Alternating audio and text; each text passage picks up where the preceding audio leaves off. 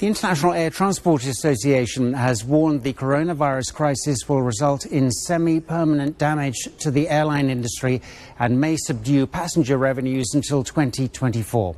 Dubai Airports has today highlighted post-COVID-19 recovery plans. Joining us on the line is the CEO of Dubai Airports, Paul Griffiths. Paul, great to have you with us. Good evening. Good to be here, Greg.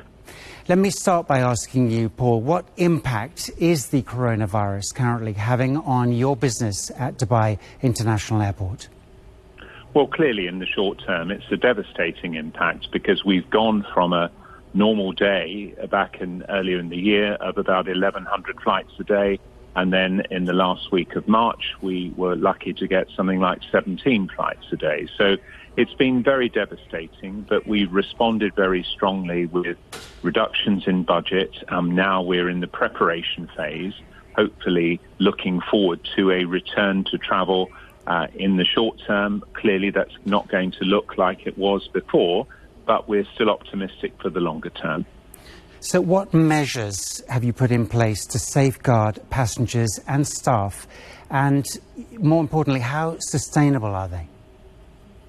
Well, first of all, we're observing all the social distancing regulations that have been set out by the Ministry of Health and the GCAA here in the UAE.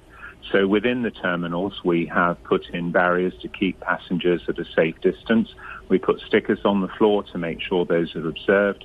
We've got plexiglass shields across all of the check-in counters, and all of the messaging and all of the staff escorting through the terminals will ensure that each customer stays at the requisite distance from the other. So obviously we're going to have to significantly reduce capacity for a period of time until the virus is properly in check. The global impact on aviation is severe due to the coronavirus. How long will it take for confidence to return to the sector, do you think? I think it's very difficult to say how long this will go on for. It really depends on the medical state of each individual country. We've heard from Australia and New Zealand that they've had 0 cases, so they're thinking of opening up a quarantine bubble between the countries.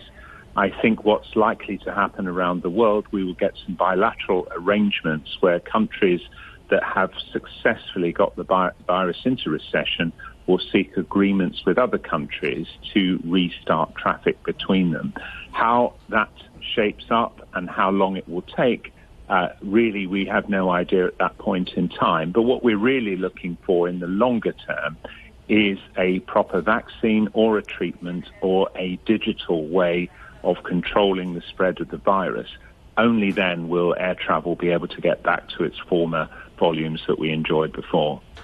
Now, we've heard that Emirates has announced it's set to resume passenger flights to 9 destinations on the 21st of May with eligibility requirements in place, obviously. How are you preparing for that at Dubai International? Well, clearly, we're following all of the appropriate protocols. We will have to deal both with departing and arriving passengers in accordance with the appropriate regulations. We are also going to be handling both transit and transfer passengers as and when those regulations are updated by the GCAA. But we are taking all necessary steps, including an enhanced cleaning regime, deep cleaning, sterilisation of facilities, making sure that staff and passengers are medically safe and secure as they go through the airport. And we'll be ready to support whatever airline operations can resume, and we hope that in the longer term we'll start to see the recovery of traffic. But how long that will take and how long we'll be in the current situation, I think is out of our hands. It depends on government action to contain the virus on a global scale. All right, we'll leave it there. But Paul Griffiths, appreciate your time. Thank you very much.